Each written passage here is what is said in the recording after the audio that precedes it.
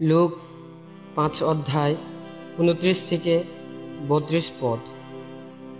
পাপীর পরিত্রাতা যিশু।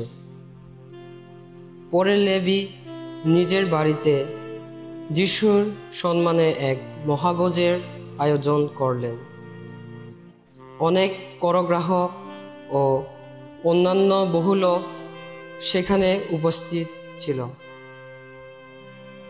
তারা তাদের সঙ্গে খেতে বসেছে।